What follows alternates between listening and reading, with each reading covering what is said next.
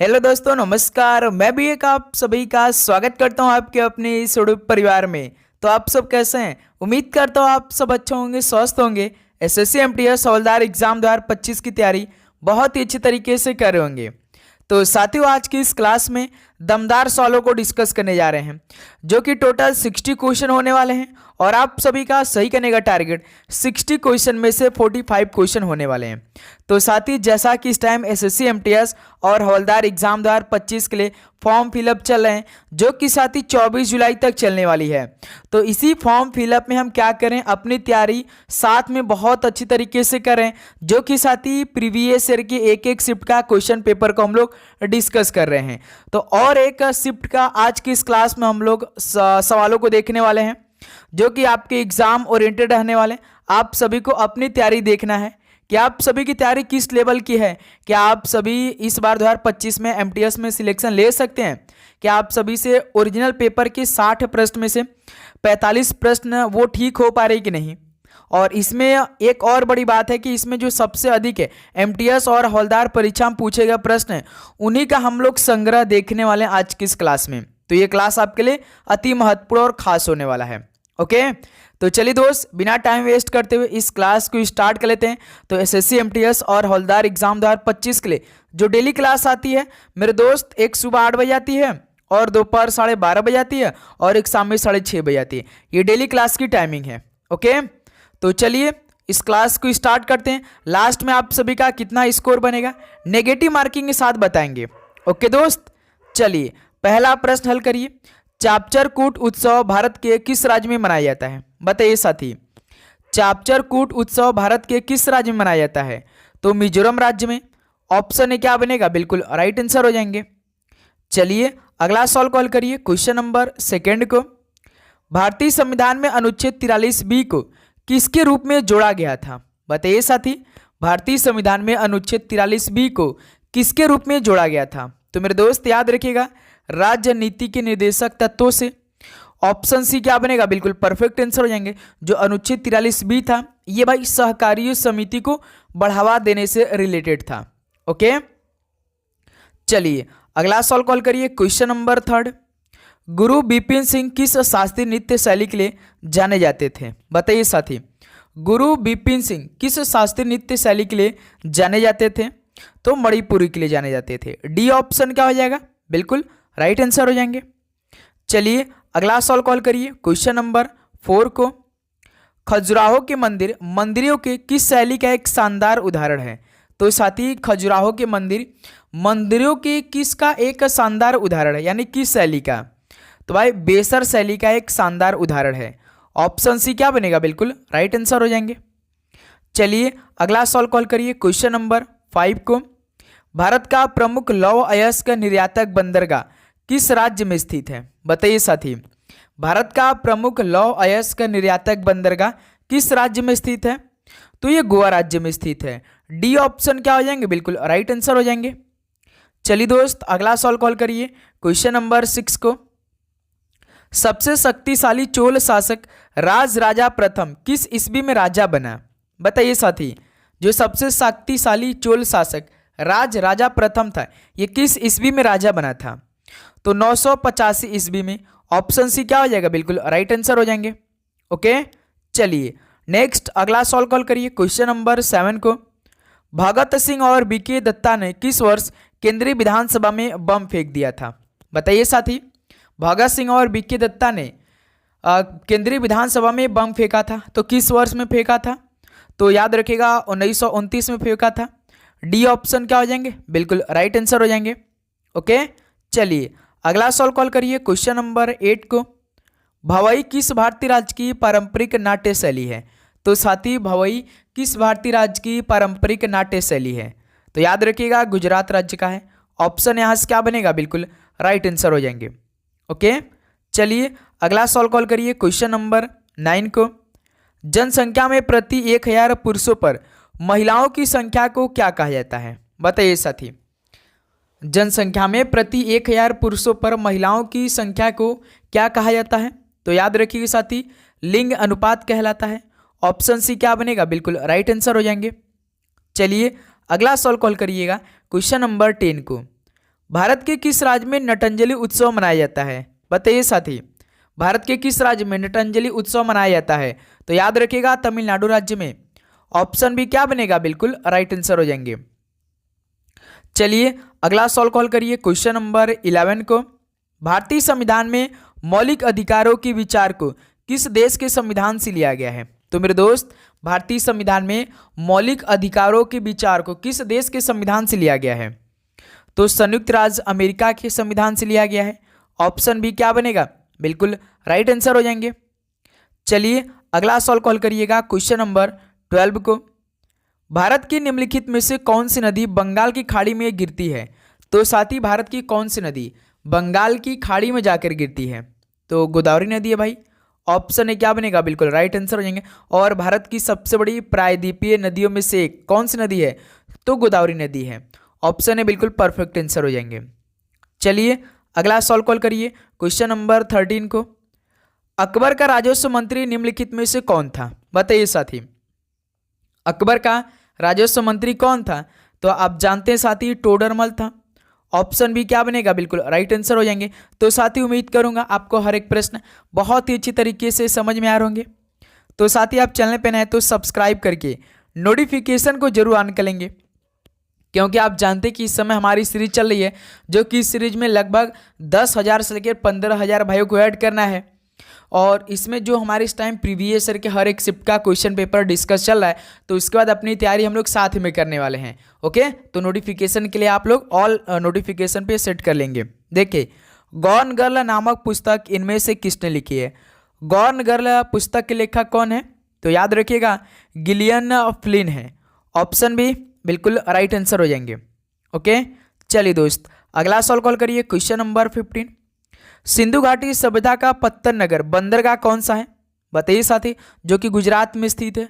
कौन है भाई? लोथल है, जो कि सिंधु घाटी सभ्यता का पत्तन नगर यानी बंदरगाह है, लोथल। बी ऑप्शन बिल्कुल परफेक्ट आंसर हो जाएंगे। चलिए दोस्त अगला सवाल कॉल करिए क्वेश्चन नंबर 16 को। घुमरा लोक नृत्य का संबंध किस राज्य से है? एक तो साथी घूमर है, एक तो भाई घूमर है जो कि राजस्थान का है, लेकिन आप सभी से घुमरा पूछा है, तो घुमरा कहाँ का है? उड़ीसा राज्य का है। ऑप्शन सी सॉल्व का बिल्कुल परफेक्ट आंसर हो जाएंगे। कंफ्यूज आप सभी को नहीं होना है घुमरा और घुमर में। घुमर आपका राजस्थान, घुमरा उड़ीसा, ये बात याद रखिएगा। चलिए अगला सवाल कॉल करिए क्वेश्चन नंबर 17। भारत में किस गवर्नर जनरल को स्थानीय स्वशासन का जनक कहा गया था? तो साथी, भारत में किस गवर्नर जनरल को स्थानीय स्वशासन का जनक कहा गया था? तो लॉर्ड रिपन को भाई। ऑप्शन बी बिल्कुल परफेक्ट आंसर हो जाएंगे। चलिए अगला सवाल कॉल करिए क्वेश्चन नंबर 18 को। सर्वोच्च न्यायालय का न्यायाधीश अपने पद से त्यागपत्र किसको लिखकर दे सकता है? तो साथी, सर्वोच्च न्यायालय का न्यायाधीश अपने पद से त्यागपत्र किसको लिखकर दे सकता है? तो राष्ट्रपति साहब को। ऑप्शन है बिल्कुल राइट आंसर हो जाएंगे। चलिए दोस्त अगला सवाल कॉल करिए क्वेश्चन नंबर 19। नर्मदा के अतिरिक्त कौन सी दूसरी नदी अमरकंटक से निकलती है, जो कि साथी पटना जो गंगा नदी के तट पर स्थित है, गंगा से जाकर मिल जाती है? बताइए, नर्मदा के अतिरिक्त ऐसी कौन सी दूसरी नदी जो कि अमरकंटक से निकलती है? तो दोस्त याद रखिएगा सोन नदी है। डी ऑप्शन बिल्कुल राइट आंसर हो जाएंगे। चलिए अगला सवाल कॉल करिए क्वेश्चन नंबर 20। कलिंग युद्ध के बाद निम्न में से किसने महाराज अशोक के रूपांतरण को दर्ज किया? तो साथी, कलिंग युद्ध के बाद किसने महाराज अशोक के रूपांतरण को दर्ज किया है? तो रॉक एडिक्ट 13 ने भाई। डी ऑप्शन बिल्कुल परफेक्ट आंसर हो जाएंगे। ओके, चलिए अगला सवाल कॉल करिए क्वेश्चन नंबर 21 को। महात्मा गांधी ने भारत में अपनी राजनीतिक गतिविधियों का प्रारंभ किस स्थान से किया था? जो कि साथी 1917 से स्टार्ट किया था भाई, जो कि ये किया था आपका कहाँ से? चंपारण से। ऑप्शन सी बिल्कुल परफेक्ट आंसर हो जाएंगे। चलिए अगला सवाल कॉल करिए क्वेश्चन नंबर 22। भारत की सर्वाधिक अंतर्राष्ट्रीय सीमा किस देश से लगती है? तो साथी, भारत की जो सर्वाधिक अंतर्राष्ट्रीय सीमा है वो किस देश से लगती है? तो बांग्लादेश से लगती है। ऑप्शन भी क्या बनेगा? बिल्कुल राइट आंसर हो जाएंगे। चलिए अगला सवाल कॉल करिए क्वेश्चन नंबर 23। अंग्रेजों के विरुद्ध खान अब्दुल गफ्फार खां द्वारा प्रारंभ किए गए आंदोलन का क्या नाम था? बताइए साथी, अंग्रेजों के विरुद्ध खान अब्दुल गफ्फार खान द्वारा प्रारंभ किए गए आंदोलन का नाम क्या था? तो लाल कुर्ती था भाई, याद रखिएगा लाल कुर्ती था। बी ऑप्शन बिल्कुल परफेक्ट आंसर हो जाएंगे। ये सवाल आप कभी गलती नहीं करेंगे यदि आपके पेपर में सवाल आ गया तो, है ना दोस्त। चलिए अगला सवाल कॉल करिए क्वेश्चन नंबर 24 को। किस देश में यूरेनियम का सर्वाधिक भंडार है? किस देश में यूरेनियम का सर्वाधिक भंडार है? तो याद रखिएगा ऑस्ट्रेलिया देश में। डी ऑप्शन बिल्कुल परफेक्ट आंसर हो जाएंगे। चलिए अगला सवाल कॉल करिए क्वेश्चन नंबर 25। हमारे पाचन तंत्र के किस भाग में वसा का पाचन होता है? तो साथी हमारे पाचन तंत्र के किस भाग में वसा का पाचन होता है? तो भाई छोटी आंत में होता है। ऑप्शन बी क्या बनेगा? बिल्कुल राइट आंसर हो जाएंगे। चलिए अगला सवाल कॉल करिए क्वेश्चन नंबर 26। निम्नलिखित में से किस राज्य में सबरीमाला श्री राम संस्था मंदिर स्थित है? बताइए साथी किस राज्य में सबरीमाला श्री राम संस्था मंदिर स्थित है? तो दोस्त ये तो केरल राज्य में स्थित है। डी ऑप्शन क्या हो जाएंगे? बिल्कुल राइट आंसर हो जाएंगे। ओके चलिए अगला सवाल कॉल करिए क्वेश्चन नंबर 27। एक नया राज्य बनाने में संवैधानिक संशोधन के लिए कैसा बहुमत चाहिए? तो आर्टिकल साथी आपका 3 से संबंधित है। एक नया राज्य बनाने में संवैधानिक संशोधन के लिए कैसा बहुमत चाहिए होता है? तो बिल्कुल साधारण भाई, ऑप्शन है बिल्कुल राइट आंसर हो जाएंगे। चलिए अगला सवाल कॉल करिए क्वेश्चन नंबर 28 को। भारत के किस राज्य में सबसे बड़ी अंतर्देशीय लवणीय आर्द्र भूमि है? तो साथी भारत के किस राज्य में सबसे बड़ी अंतर्देशीय लवणीय आर्द्र भूमि है? तो दोस्त याद रखिए ये गुजरात राज्य में है। ऑप्शन सी क्या बनेगा? बिल्कुल राइट आंसर हो जाएंगे। ओके चलिए नेक्स्ट अगला सवाल कॉल करिए क्वेश्चन नंबर 29। निम्न में से किस अनुच्छेद के अंतर्गत वित्त आयोग के गठन का प्रावधान किया गया है? तो साथी किस अनुच्छेद के अंतर्गत वित्त आयोग के गठन का प्रावधान किया गया है? तो भाई अनुच्छेद 280 के तहत। ऑप्शन है बिल्कुल परफेक्ट आंसर हो जाएंगे। चलिए दोस्त अगला सवाल कॉल करिए क्वेश्चन नंबर 30 को। मटकी किस राज्य की नृत्य शैली है? तो साथी मटकी किस राज्य की नृत्य शैली है? चलिए सवाल का राइट आंसर आप कमेंट में बताइए। ये सवाल आप सभी साथियों के लिए होमवर्क में रहने वाला है, तो जब क्लास समाप्त होगी तो इस सवाल का राइट आंसर आप कमेंट में अपना राइट आंसर देकर जाएंगे। ओके 30 क्वेश्चन नंबर याद रखिएगा भाई, और लास्ट में टोटल स्कोर में से अपना बताइएगा स्कोर कि आप सभी का 60 क्वेश्चन में से कितना स्कोर रहा। ओके देखिए क्वेश्चन नंबर 31। बंगाल विभाजन जो कि 1905 में हुआ था, तो इसके विरोध में आंदोलन नेतृत्व निम्न में से किसने किया था? तो साथी बंगाल विभाजन 1905 में लॉर्ड कर्जन ने कराया था। तो इसके विरोध में भाई आंदोलन का नेतृत्व किसने किया था? तो सुरेंद्रनाथ बनर्जी ने किया था। ऑप्शन बी बिल्कुल राइट आंसर हो जाएंगे। ओके दोस्त चलिए अगला सवाल कॉल करिए क्वेश्चन नंबर 32। निम्न में से किस शासक ने जजिया कर समाप्त किया था? तो साथी इनमें से किस शासक ने जजिया कर समाप्त किया? फिर भाई 1679 में एक और शासक ने जजिया कर को फिर से स्टार्ट कर दिया था। पहले तो देखिए 1564 में अकबर ने भाई समाप्त कर दिया था, जो कि सवाल का बिल्कुल राइट आंसर है। जब साथी औरंगजेब आया तो ये क्या किया? 1679 में जजिया कर को फिर से शुरू कर दिया था। ये बात याद रखिएगा, आपसे सवाल पूछेगा कि 1679 में जजिया कर को किसने स्टार्ट किया था? तो औरंगजेब ने स्टार्ट किया था। कब किया था? 1679 में। और साथी अकबर ने कब समाप्त किया था जजिया कर को? तो 1564 में। याद रखिएगा आप लोग। चलिए अगला सवाल कॉल करिए क्वेश्चन नंबर 33। गुप्त काल में किस धातु के सर्वाधिक सिक्के जारी किए गए? तो साथी गुप्त काल में किस धातु के सर्वाधिक सिक्के जारी किए गए? तो मेरे दोस्त याद रखिए सोना के। ऑप्शन है बिल्कुल परफेक्ट आंसर हो जाएंगे। चलिए भाई अगला सवाल कॉल करिए क्वेश्चन नंबर 34। निम्नलिखित में सबसे पुरानी पर्वत श्रृंखला कौन सी है? तो मेरे दोस्त सबसे पुरानी पर्वत श्रृंखला कौन सी है? तो अरावली है। अरावली कहाँ से लेकर कहाँ तक विस्तार है? तो गुजरात से स्टार्ट होती है, जो कि साथी दिल्ली तक चलती है। इसका विस्तार कहाँ से कहाँ तक है? गुजरात से दिल्ली तक है अरावली का। ओके चलिए दोस्त नेक्स्ट अगला सवाल कॉल करिए क्वेश्चन नंबर 35। विश्व हिंदी दिवस कब मनाया जाता है? तो मेरे दोस्त विश्व हिंदी दिवस कब मनाया जाता है? तो 10 जनवरी को। ऑप्शन है बिल्कुल राइट आंसर हो जाएंगे। ओके चलिए नेक्स्ट अगला सवाल कॉल करिए क्वेश्चन नंबर 36। विटामिन B1 यानी थायमिन की कमी से निम्नलिखित में से कौन सी बीमारी होती है? तो साथी विटामिन B1 यानी थायमिन की कमी से कौन सी बीमारी होती है? तो आप जानते हैं साथी, बेरी होती है। ऑप्शन सी बिल्कुल परफेक्ट आंसर हो जाएंगे। चलिए भाई अगला सवाल कॉल करिए, क्वेश्चन नंबर 37। निम्नलिखित में से किसने सभी तीनों गोलमेज सम्मेलनों में भाग लिया? ऑप्शन देखिए और बताइए कि मतलब कि इनमें से किसने सभी तीनों गोलमेज सम्मेलन में भाग लिया था? तो डॉक्टर भीमराव अंबेडकर जी ने लिया था भाई। ऑप्शन ए बिल्कुल परफेक्ट आंसर हो जाएंगे। चलिए अगला सवाल कॉल करिए, क्वेश्चन नंबर 38 को। कौन सा महत्वपूर्ण अक्षांश भारत को दो लगभग बराबर भागों में विभाजित करता है? तो साथी कौन सा महत्वपूर्ण अक्षांश भारत को दो लगभग बराबर भागों में विभाजित करता है? तो साथी 23 डिग्री 30 उत्तर, डी ऑप्शन बिल्कुल परफेक्ट आंसर हो जाएंगे। ओके चलिए नेक्स्ट अगला सवाल कॉल करिए, क्वेश्चन नंबर 39। भारत और चीन की सीमा रेखा का नाम क्या है? जैसे भारत और पाकिस्तान के सीमा की रेखा क्या नाम है? बताइए साथी, रेड क्लिफ या मैकमोहन रेखा? कमेंट करके बताइए।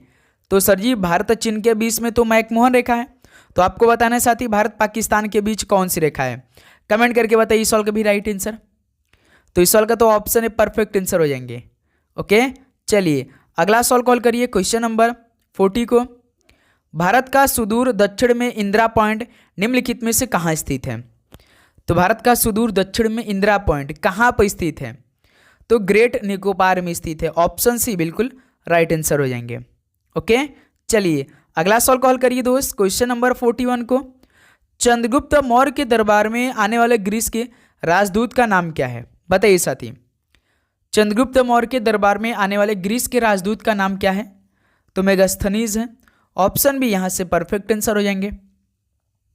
चलिए अगला सवाल कॉल करिए, क्वेश्चन नंबर 42 को। किस मुगल बादशाह ने मुगल राजधानी आगरा से दिल्ली स्थानांतरित की?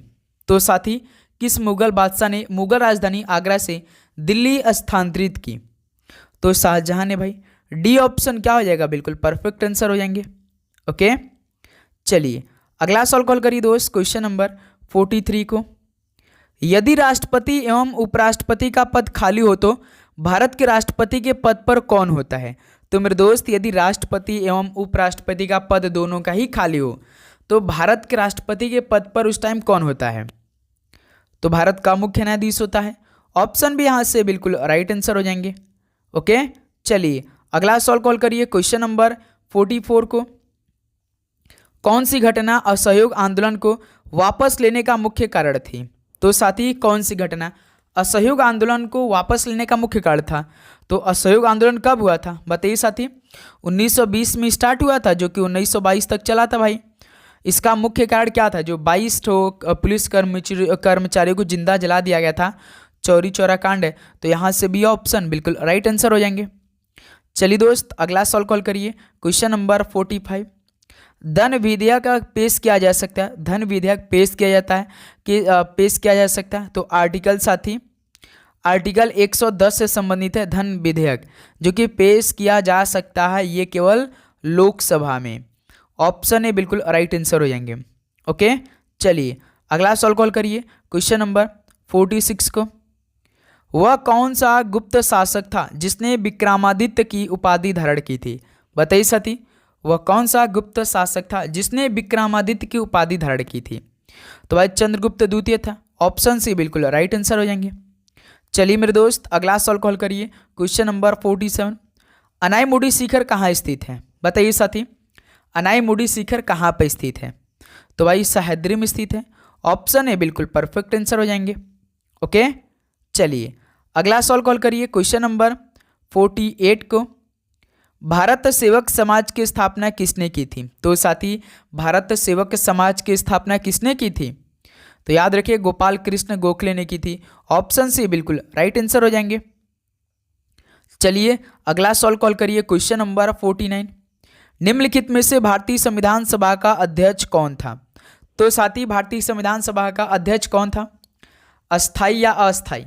अस्थाई तो डॉक्टर राजेंद्र प्रसाद जी थे, अस्थाई डॉक्टर सच्चिदानंद सिन्हा जी थे, जो कि साथी भारतीय संविधान सभा के अध्यक्ष की बात करेंगे तो डॉक्टर राजेंद्र प्रसाद जी थे। ऑप्शन है बिल्कुल परफेक्ट आंसर हो जाएंगे। चलिए भाई अगला सवाल कॉल करिए, क्वेश्चन नंबर 50 को। निम्नलिखित में से किसने दिल्ली की सल्तनत पर राज नहीं किया था? बताइए साथी। ऑप्शन देखिए और बताइए कि दिल्ली की सल्तनत पर राज कभी नहीं किया। गुलाम वंश ने तो भाई बहुत किया है, सैयद वंश ने भी, खिलजी वंश ने, लेकिन साथी गौरी वंश ने नहीं किया है। तो डी ऑप्शन बिल्कुल राइट आंसर हो जाएंगे। चलिए अगला सवाल कॉल करिए। Question number 51। ब्रिटिश शासनकाल में संविधान के विकास में कौन सा कानून ऐतिहासिक नहीं था? तो साथी ब्रिटिश शासनकाल में संविधान के विकास में कौन सा कानून ऐतिहासिक नहीं था? तो साथी याद रखिए protection of civil rights act 1955। तो डी ऑप्शन बिल्कुल राइट आंसर हो जाएंगे। चलिए दोस्त अगला सवाल कॉल करिए।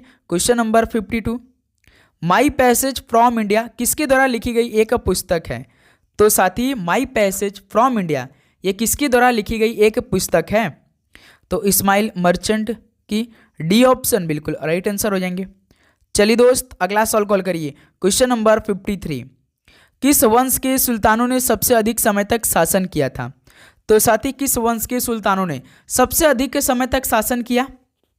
तो भाई याद रखिए तुगलक वंश ने, जो कि साथी लगभग 94 वर्ष तक शासन किया। सोच समझ सकते हैं भाई, 94 साल तक, यानी साथी 1320 ईस्वी में स्टार्ट हुआ था, जो कि साथी 1414 ईस्वी में चला। तो यहाँ से 80 14 और 14 कितना हो गया? 94 साल तक भाई शासन किया था तुगलक वंश ने।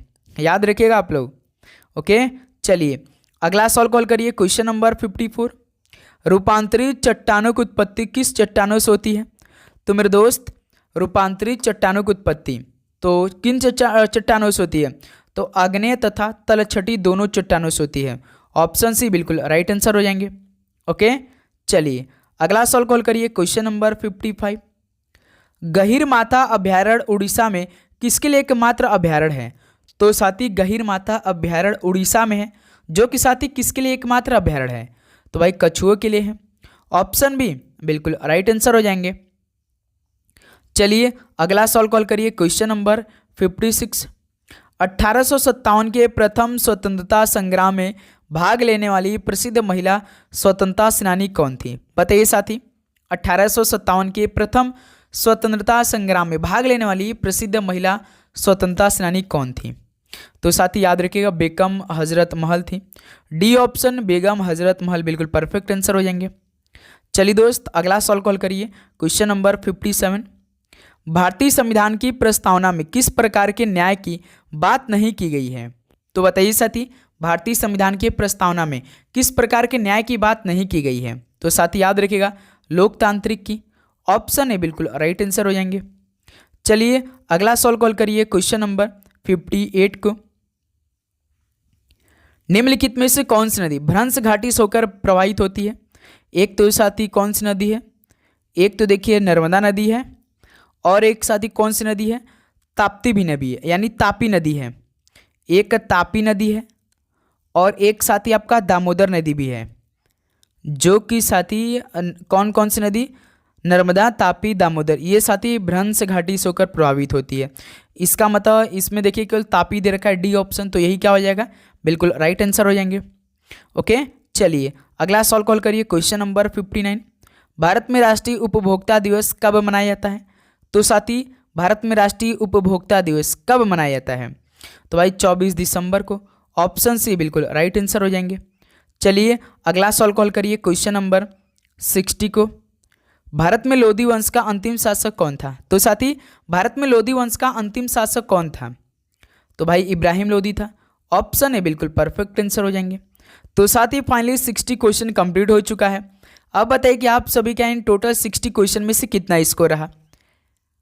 सभी साथी बताएंगे भाई ईमानदारी के साथ, वो भी नेगेटिव मार्किंग के साथ। 1 नंबर का नेगेटिव मार्किंग था भाई। बताइए कि टोटल 60 क्वेश्चन में से आप सभी का कितना स्कोर रहा? तो उम्मीद करूँगा दोस्त आपको हर एक क्वेश्चन बहुत अच्छी तरीके से याद हुआ होगा। जो भी क्लास हम दे रहे हैं आप डेली का डेली क्वेश्चन पढ़ रहे होंगे।